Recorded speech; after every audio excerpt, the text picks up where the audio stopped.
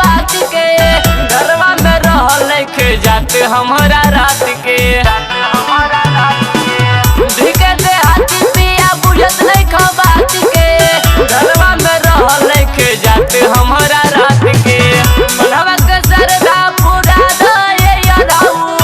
चलो भागा के नहीं हरवा में आवा भागा के ले चला ये यादाऊ